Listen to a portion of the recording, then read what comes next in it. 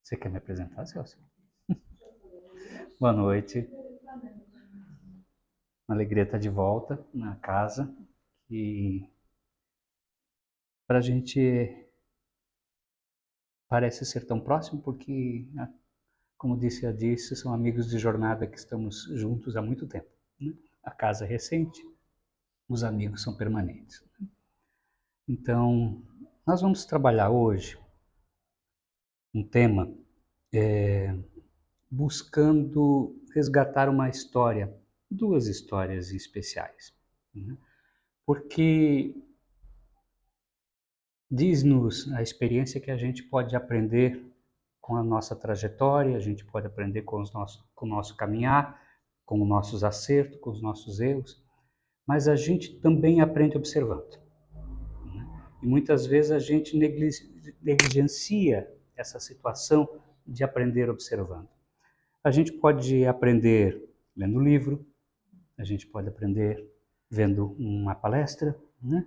A gente pode aprender com uma história, e é o que a gente vai buscar agora, trazer fatos, né, que estão na história, e com esses fatos tentar trazer para o nosso dia a dia, para nós aprendermos um pouco, revivermos, porque são histórias talvez já conhecidas por muitos de nós, mas procurarmos trazer lições importantes para que não tenhamos que trilhar os mesmos caminhos, muitas vezes de dor, para alcançar os mesmos resultados. Né? Então, essas histórias podem nos facilitar o nosso caminhar nessa observância.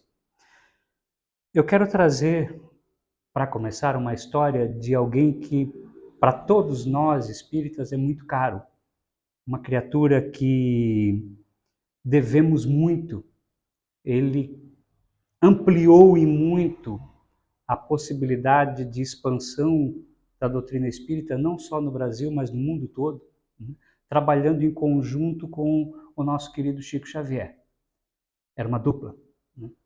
Ele, Chico Xavier encarnado, e este nosso querido amigo, que vocês já devem estar percebendo de quem eu estou falando, né? Do nosso querido amigo Emmanuel, no outro lado da dimensão espiritual. E nesse trabalho em conjunto, ele vai nos trazer muitas informações relevantes, do qual a gente gostaria de trazer algumas para a nossa reflexão.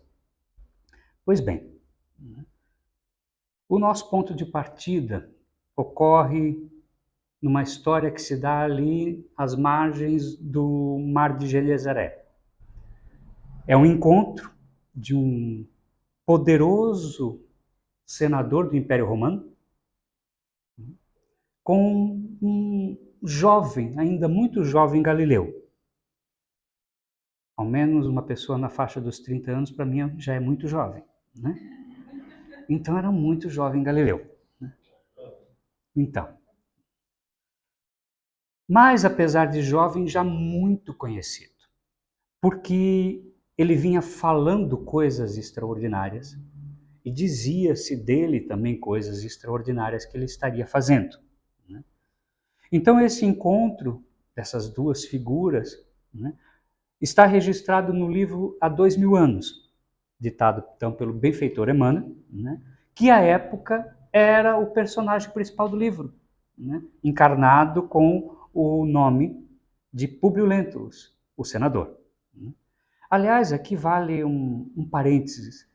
Quem ainda não leu esses romances históricos ditados por Emmanuel não sabe o que está perdendo. Porque além dele nos trazer à memória o que era o cristianismo primitivo, puro, pujante da sua época, né? Ele faz com que a gente acompanhe verdadeiros heróis da fé. Entender como é que foram esses processos. São páginas que muitas vezes foram escritas com muitas lágrimas, com suor e até com sangue. Né? Mas que nos legaram a possibilidade de hoje nós conhecermos Jesus e o que ele fez. São páginas que o tempo não apaga. Pois bem, essa fonte viva que são esses romances de Emmanuel, né, nos permitiu adentrar nesse acontecimento. E aqui, para que a gente tenha uma leve ideia da grandeza do que aconteceu naquele momento, né, a gente vai ter que adentrar um pouquinho na história sem dar spoiler para quem não leu, né? Só para contextualizar, né? Públio Lentulus Cornelius era o poderoso senador romano, né? Era casado com Lívia, esposa e mãe virtuosa, dizia no texto, em todos os momentos. O casal possuía 2 filhos, Marcos e Flávia, sendo a filha portadora de hanseníase. Hanseníase, que na época chamava lepra, né? O amigo, um outro amigo, também senador, numa conversa íntima faz uma sugestão a ele, depois dele abrir o coração a respeito da filha, que ele deveria fazer uma viagem, talvez à Palestina, né? Porque se contava que os ares daquela região poderiam fazer bem, quem sabe a filha não encontrava algum lenitivo. Eles vão, e em Cafarnaum, onde se estabelecem, a saúde de Flávia começa a piorar a cada dia. A criada da casa, Ana, converte-se a um grupo que segue um certo Galileu. Converte-se ao cristianismo. E conversa muito sobre o que ela ouve desse Galileu, com Lívia, a esposa, e a menina Flávia. Fala sobre as pregações de Jesus, sobre o que ele vem fazendo, sobre o que ele vem falando, sobre o amor que ele transparece. Tanto que certo dia Flávia faz um pedido ao pai. Ela pede para ir ver Jesus. O que deixa o senador enfurecido. Como é que ele poderia, como senador, buscar um jovem pobre e humilde de uma das províncias dominadas? Um homem simples e provavelmente ignorante. Como é que aceitaria isso? Mas tem aquela coisa das mulheres. E por tanta insistência da esposa, e porque a filha estava cada vez pior, em nome da filha e em nome da esposa, ele vai ao encontro de Jesus. Esse é o enredo para nós entendermos como se dá esse encontro. E se nós transportarmos para os nossos dias atuais, de figuras de poder, e tentarmos entender o que aquilo significaria, um encontro desse tipo, a gente começa a ter minimamente a ideia do que ali aconteceu. E o texto, que talvez seja um dos mais belos, não só do livro, mas da obra do Emmanuel, não dá para a gente só comentar por cima. Eu vou pedir licença para ler, uma pequena página, uma parte de uma página. Assim se dá o encontro, segundo as linhas do próprio Emmanuel. Das águas mansas do lago de Genezaré, parecia emanar suavíssimos perfumes, casando-se deliciosamente ao aroma agreste da folhagem. Foi nesse instante que, com o espírito como se estivesse sob o império de estranho e suave magnetismo, ouviu passos brandos de alguém que buscava aquele sítio. Diante dos seus olhos ansiosos, destacara a personalidade inconfundível e única. Tratava-se de um homem da moço, que deixava transparecer nos olhos, profundamente misericordiosos, uma beleza suave e indefinível. Longos e sedosos cabelos moldavam-lhe o semblante compassivo, como se fossem fios castanhos, levemente dourados por luz desconhecida. Sorriso divino, revelando ao mesmo tempo bondade imensa e uma singular energia. Irradiava de sua melancólica e majestosa figura uma fascinação irresistível. Públio Lentulus não teve dificuldade em identificar aquela criatura impressionante. Mas no seu coração marulhavam ondas de sentimentos que até então lhe eram ignorados. Nem a sua apresentação a Tibério, o senador, o imperador, nas magnificências de Capri, lhe haviam imprimido tal emotividade ao coração. E aqui prestemos atenção. Lágrimas ardentes rolaram-lhe dos olhos. O senador. Que raras vezes havia chorado. E uma força misteriosa e invencível fê-lo ajoelhar-se na relva lavada em luar. Desejou falar, mas tinha o peito sufocado e opresso. Foi quando então, num gesto de doce e soberana bondade, o meigo nazareno caminhou para ele, qual uma visão concretizada de um dos deuses das antigas crenças. E pousando carinhosamente a destra em sua fronte, exclamou em linguagem encantadora, que Públio entendeu perfeitamente, como se ouvisse o idioma patrício, dando-lhe a inesquecível impressão de que a palavra era de espírito para espírito, de coração para coração. Senador, por que me procuras? Fora melhor que me procurasses publicamente na hora mais clara do dia. Mas venho ao encontro do teu coração desfalecido. Públio nada pôde exprimir, além das suas lágrimas copiosas, pensando amargamente na filhinha. Sim, continuou Jesus, não venho procurar o homem de estado, superficial e orgulhoso. Venho atender às súplicas de um coração desditoso e oprimido. Ainda assim, meu amigo, não é o teu sentimento que salva a filhinha leprosa e desvalida. É sim a fé e o amor de tua mulher. Porque a fé é divina.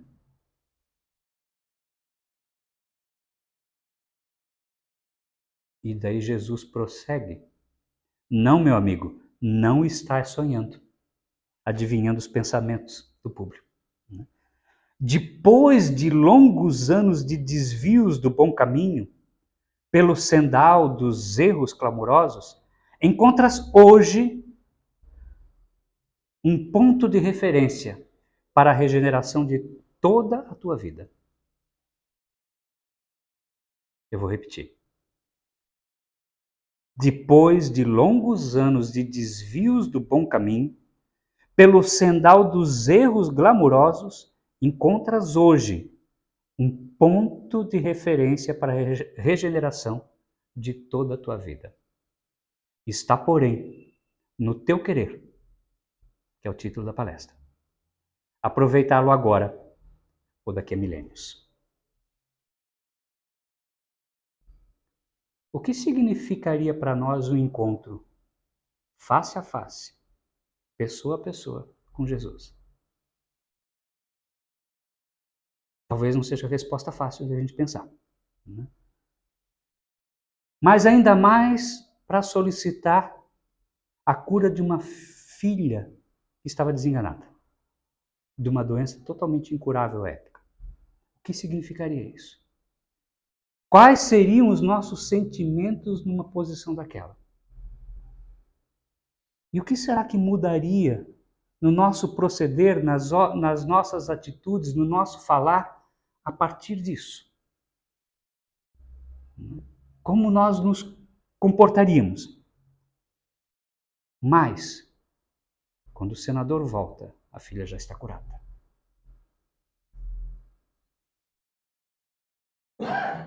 Ainda assim, o senador não mudou nada. Continuou sendo o mesmo homem orgulhoso, egoísta, e só depois de muita dor, depois de décadas de sofrimento provocados por ele mesmo, é que ele começa a refazer seus caminhos. Ali, nada mudou. E não foi só ele. Quantos encontraram a Jesus em seus caminhos? Alguns ali, como Públio, enquanto Jesus estava vivo, no corpo, frente a frente. Outros encontraram Jesus pelos relatos de que ouviram falar, como Lucas, que nunca ouviu. Outros pelos livros, pelas mensagens, tiveram essa possibilidade de dizer que estavam encontrando. Alguns experimentaram, por esses contatos, mesmo que indiretos, inclusive curas. Extremamente relatados na história. Alguns chegaram a vê-lo em espírito, em sonho. Mas quantos desses todos tiveram realmente a vida transformada? Os quantos aproveitaram o momento? Aqui nós queremos dar uma pausa e ir para uma segunda história. Como eu falei, nós vamos trazer duas histórias e confrontar ou colocar lado a lado a uma segunda história. Se para essa nós pensamos a frase está no seu querer, ou está no teu querer, da segunda história eu pensei a frase e agora? Por que te detens? Capítulo 9 do livro Atos dos Apóstolos, das Escrituras, vai nos contar a conversão de Saulo. A conversão que está lá, contada nos Atos. Saulo de Tarso, como nós sabemos, maior dos perseguidor dos cristãos que havia à época, né? Vai a Damasco para promover mais prisões. Dessa vez busca um líder chamado Ananias. Né? E há aquele encontro, né, de Jesus em espírito com Saulo, muito conhecido.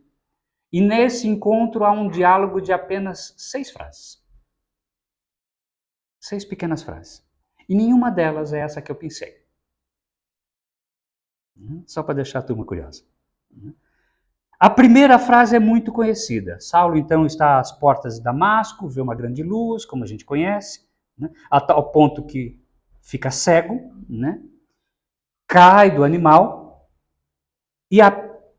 e ouve a primeira das frases. Né. Apenas ele ouve uma grande voz. Saulo, Saulo, por que me persegues? Primeiro. Essa frase é recebida com impacto enorme pelo Saulo. Imaginemos, né, a plena luz do dia, uma luz ser mais forte que o sol, que o cega, uma voz direta, né, e a voz falando diretamente com ele, com o nome dele. Saulo, Saulo, por que me persegues? Mas ela não é ouvida por nenhum dos companheiros. Saulo não responde. Espantado ali com a majestade, com a autoridade daquela luz, daquela voz. Em realidade, ele retruca com uma segunda pergunta. A segunda frase. Quem és tu, Senhor? Quem és tu? Terceira frase. Eu sou Jesus, a quem tu tanto persegues. Duro é para ti recalcitrar contra os arguilhões. Vamos trazer para o português, do dia a dia, né? Recalcitrar é demonstrar resistência para obedecer, é não ceder. Né? Agrilhão era uma vara, né, que na ponta se colocava um pedaço de ferro, né, e com essa vara comprida você espetava o animal não conseguia chegar próximo de você porque era comprida. Né? E se ele tentasse era pior, porque espetaria mais. Né?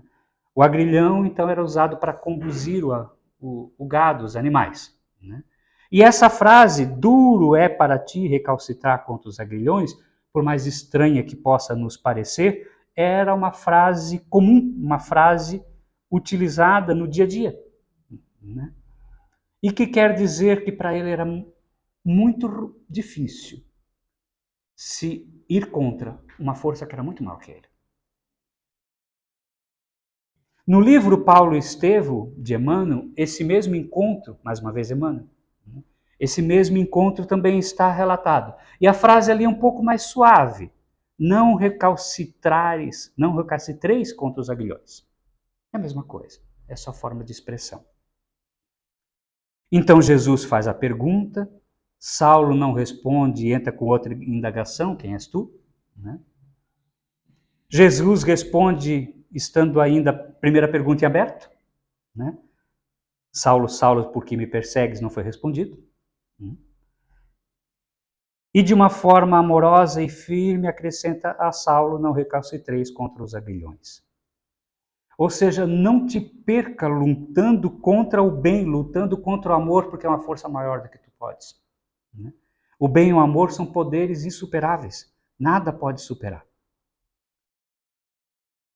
E Saulo reconhece imediatamente a autoridade de Jesus por essa situação. Imediato é imediato mesmo. Porque o diálogo, então, se dá com a quinta frase. Ele vira para Jesus e diz: Senhor, o que queres que eu faça? Não só o chama de Senhor, como já se põe à disposição. Tem muita gente que diz que a frase é essa, mas a entonação não é essa. Tem muita gente que diz que ele fica tão perdido que ele diz: o que queres que eu faça agora? O que eu devo fazer? A entonação pode ser diferente, a ideia é a mesma.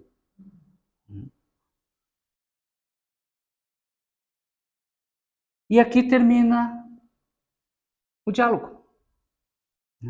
Porque Jesus responde então para ele: levanta-te, entra na cidade e lá te será dito o que convém fazer. Sexta frase, acabou o diálogo. E nenhuma delas é a que eu citei, que eu pincelei. E agora, por que te detens? Aí a gente sabe, seguindo aqui o Atos, no capítulo 9, versículo 9, que Saulo segue então para Damasco, hospeda-se em algum lugar, e esteve durante 3 dias sem ver. E nesses 3 dias ele ficou tão abalado que não comeu nada e nem bebeu nada, diz o texto que ele mesmo ditou. Então, ao terceiro dia, Jesus aparece para Ananias. Lembra de Ananias? O mesmo que ele estava indo lá para prender e provavelmente julgar e matar. Jesus aparece para Ananias, no diálogo também em Atos. Ananias responde a Jesus: eis-me aqui, Senhor, à minha disposição.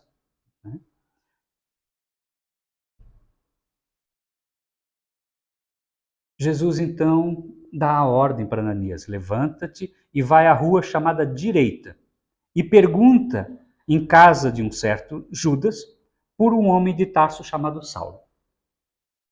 Será que Ananias sabia quem era Saulo? Sabia. Saulo era extremamente conhecido. Era o perseguidor, Temido. Tinha recém acontecido o apedrejamento de Estevão. Então era muito conhecido. E Ananias demonstra na conversa com Jesus que sabia de que era Saulo, mas ele não reluta. Ele apenas diz assim: Senhor, de muitos ouvi acerca desse homem. Ele sabia. E não é de pouca gente, de muitos ouvi acerca desse homem. E quantos males tem ele feito aos teus santos em Jerusalém? E aqui, ele, Saulo, tem o poder dos principais príncipes dos sacerdotes para prender a todos que os invoquem o teu nome. E Jesus somente diz: vai, porque este é para mim um vaso escolhido para levantar o meu nome. E eu lhe mostrarei quanto deve padecer pelo meu nome. Este para mim é um vaso escolhido, e eu lhe mostrarei quanto deve padecer pelo meu nome. A gente pensa num vaso. Tem vaso ali? Tem um aqui. Um vaso é o quê? Uma coisa bonitinha. Normalmente a gente pega uma mais bonitinha para botar uma planta, para botar alguma coisa bacana dentro, né? Flores no seu interior, não é isso? O vaso tem a ideia de que ele carrega alguma coisa boa, bonita dentro, né? Então aqui é a ideia de que o vaso que vai carregar a mensagem. Não é a mensagem, mas é o portador. Mas parece que essas duas frases elas não se encaixam. Ele é para mim o meu vaso escolhido, e eu lhe mostrarei quanto deve padecer pelo meu nome. Vaso escolhido, padecer em meu nome. Parece que as frases de Jesus não se encaixam. Estranho. Vamos adiante. Mas será que Saulo já era um vaso? Preparado para levar o evangelho? É que Jesus via o potencial do Saulo, como ele viu muita gente. Sua energia, né? A forma com que ele lidava, para isso era ali que ele via a possibilidade de trabalhar com Saulo. Mas se a gente for usar a metáfora de Jesus, talvez Saulo tivesse mais para uma argila ainda do que para um vaso. Eu nunca trabalhei com isso, mas quem gosta dessa área de artesanato, etc., vai ter mais propriedade do que eu. Mas todos nós temos uma leve ideia do que uma argila precisa passar para virar vaso. Né? Você começa pegando aquele vaso, aquele barro duro, ressequido, você amassa, você molha, você bate, você joga e faz tudo de novo, até a massa ficar boa. Pode começar a comparar com Saulo, que foi igualzinho. Você amassa, molha, bate, para começar a ficar maleável. E daí quando a argila finalmente começa a ficar maleável, o oleiro vem lá e espeta os dedos. E começa a torcer. Bate, começa a torcer, espetar os dedos, girar, até que depois de muito apanhar, a argila finalmente tem formato de vaso. Ela já é vaso? Não, ela só tem formato de vaso. Sabe o que falta, Celso? Tem que entrar no fogo. Tem que entrar no fogo. Só aquilo ali não foi suficiente. Ainda tem mais prova. Né? É levado então ao forno e só após isso se torna cerâmica. Só após isso se torna puro. Né? Então, Paulo era barro, mas Jesus via potencial de vaso. Mas para isso, precisaria mostrar para ele como ele teria que padecer em nome dele, para se tornar vaso, para transformar-se. Vai, porque este para mim é um vaso escolhido. E Ananias foi, diz Atos dos Apóstolos, literalmente, impondo-lhe as mãos, disse: Irmão Saulo, o Senhor Jesus, que te apareceu no caminho por onde vinhas, me enviou para que tornes a ver e sejas cheio do Espírito Santo. Toca nos olhos do Saulo, aí vem aquela, caem como se fossem escamas dos olhos dele. Saulo ali começa uma nova vida. E a narrativa termina aqui e nada da frase.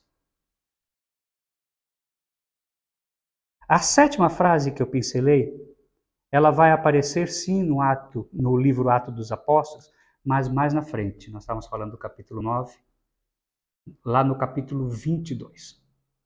Depois que conta toda a saga de Paulo, né, as 3 grandes viagens missionárias, as prisões, as chicotadas, né, o processo no deserto e tudo mais. Depois das 3 viagens, ele resolve voltar a Jerusalém para tentar mostrar aos seus sobre Jesus. Porque ele tinha andado o mundo afora, falando do cristianismo, falando de Jesus. E ele sentia no coração a necessidade de voltar a falar com os seus. E ele volta a Jerusalém sabendo que a possibilidade dele ser morto em Jerusalém era maior de qualquer lugar que ele já teve. Porque não havia local onde ele era mais odiado do que daqueles onde, para eles, ele havia traído, abandonado. E vai a Jerusalém, entre os sacerdotes do templo, faz uma defesa do pensamento e da ideia cristã. Narra como foi a sua conversão. Narra o caminho que teve. Fala sobre Jesus. E vira para os sacerdotes e diz: agora que conheces a Jesus, agora o que os detém? É dali que está a frase. Mas se está lá depois, por que eu usei agora?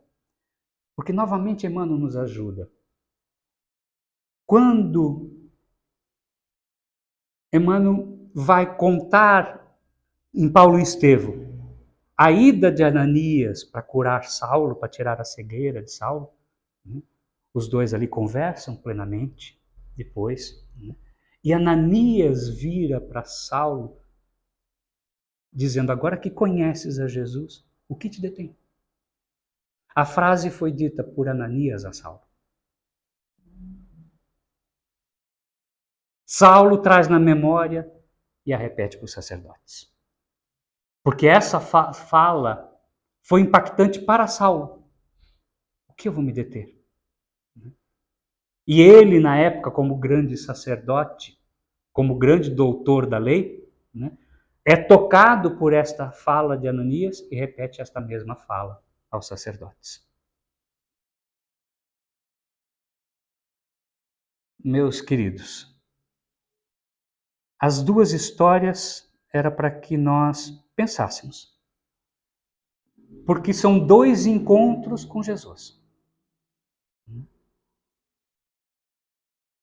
E todos nós, de alguma forma, já nos encontramos de alguma forma com Jesus.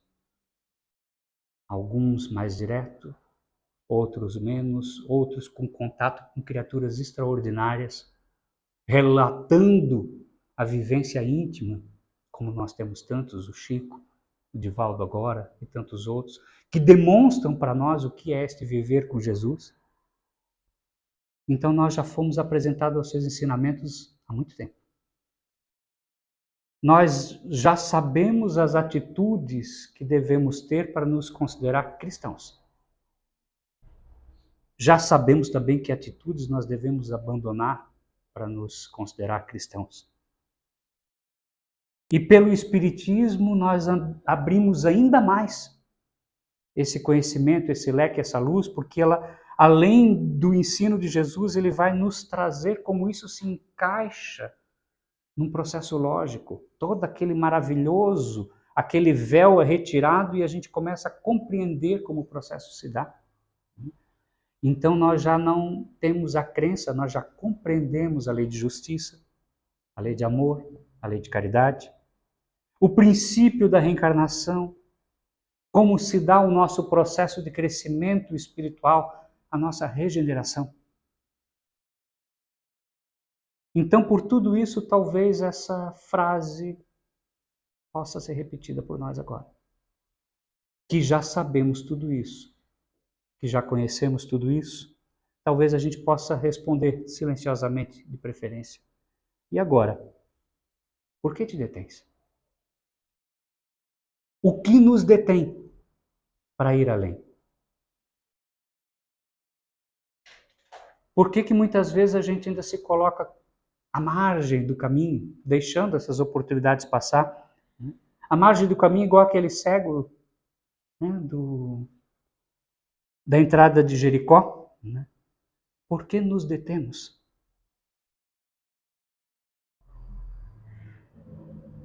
Fica a pergunta, fica esse olhar. Faz sentido conhecer tanto e não usar? Faz sentido conhecer tanto e não utilizar isso no nosso caminhar? É estranho, porque parece que a gente passa por um livro, passa por uma leitura, passa por uma palestra, a gente se emociona, a gente reflete e a gente depois continua fazendo as mesmas coisas, mudando muito pouco, se detendo na caminhada. E fica a dúvida, o que aquilo realmente foi absorvido por nós? Vamos voltar numa parte interessante aqui. Um minutinho aqui. Cliquei mais do que devia. Pois bem,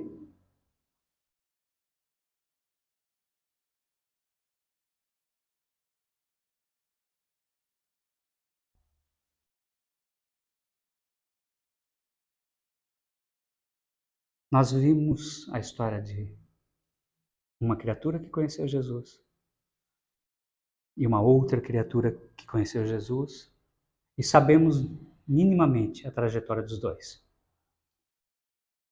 Um se transformou imediatamente, o outro não. O que nos demonstra que conhecer Jesus não nos garante a transformação. Nem mesmo ser curado por ele ou alguém próximo ser curado por ele. Muitos continuaram a se deter. Nem mesmo os que foram instruídos por ele, a garantia de que mudaram. Porque temos exemplo lá do sacerdote que vira para Jesus e pergunta: quem é meu próximo? E Jesus vai lá e conta a maravilhosa parábola do bom samaritano. Termina e Jesus diz: vai e faça o mesmo. Não se tem notícia se aquele homem mudou ou não mudou. Muitos não fizeram uma mudança interior. Para muitos, talvez, a frase de Jesus para Públio ainda seja válida. Talvez para nós ainda seja válida. Depois de longos anos de desvio do bom caminho, pelos caminhos dos erros glamurosos, encontras hoje um ponto de referência para a regeneração de toda a tua vida.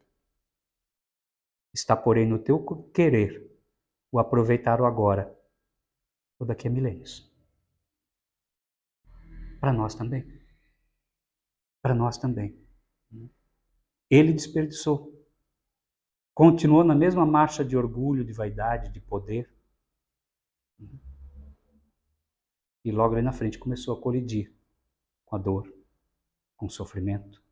Apesar de que Jesus curou sua filha, que era o motivo pelo qual ele procurou.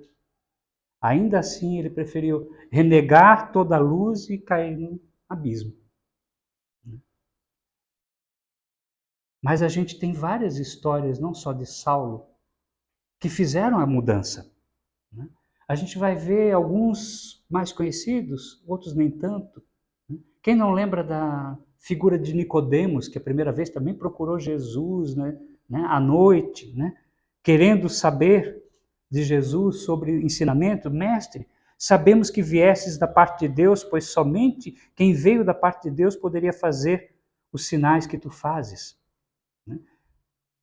E temos ali Nicodemos conversando com Jesus. Aparentemente não se conta mais nada. Mas quando Jesus é crucificado e vemos o seu corpo ser levado para um local por José de Arimateia, há um pequeno versículo do Novo Testamento que passa desapercebido por José de Arimateia e Nicodemos. O que demonstra que sim, aquela conversa teve impacto, porque ele passa a ser um seguidor. Deixa de estar na escuridão, porque se arrisca, tal qual os outros, para levar o corpo. E tantos outros. Vemos Madalena, uma transformação de alguém completamente perdido no caminho, ir adiante, fazer toda uma mudança a partir de alguns diálogos com Jesus. Todos os apóstolos, Pedro em especial, João. Então nós vemos aqueles que aceitaram a proposta e os que não aceitaram. Aqueles que fizeram uma grande mudança em sua vida e os que seguiram para ali na frente que encontraram a dor e o sofrimento. Seguiram no mesmo caminho. E a gente fica se perguntando, qual a diferença entre uns e outros? Saulo de Tarso, durante 4 décadas, se dedica a divulgar o Evangelho. Vai sendo amassado, batido, modelado, queimado, no forno, para se transformar efetivamente. Ao final da jornada ele diz, já não sou eu quem vive, é o Cristo que vive em mim. Então, fica um grande questionamento, por que alguns mudam tão profundamente e outros não? Alguns é como se tivessem encontrado um tesouro absurdo, deixam tudo de lado, vendem simbolicamente tudo para seguir. É a parábola. Quando encontrares esse tesouro, nada mais tem valor, ou tem tanto valor quanto esse. O grande tesouro escondido, as pérolas escondidas numa outra parábola. Qual seria o motivo? O motivo é um único só. Eles descobriram o que eles próprios são. Quando cada um de nós descobrir efetivamente o que somos, o resto não tem valor. Quando nós descobrirmos e sentirmos efetivamente que nós somos espíritos imortais e que o caminho do que nos aguarda é extremamente superior ao que nós temos aqui, não faz sentido nós nos apegarmos aqui. Não faz sentido nós nos mantermos presos, detidos a coisas pequenas, quando algo muito maior nos espera. Foi só isso. Vendo a Jesus, entendendo a Jesus, eles viram algo maior. Eles não viram ali um Deus a adorar. Eles viram um exemplo. Eles viram um modelo a seguir. Porque a todos eles Jesus dizia, segue-me. O pedido, o convite, era para seguir. Era para usá-lo como modelo e fazer algo maior.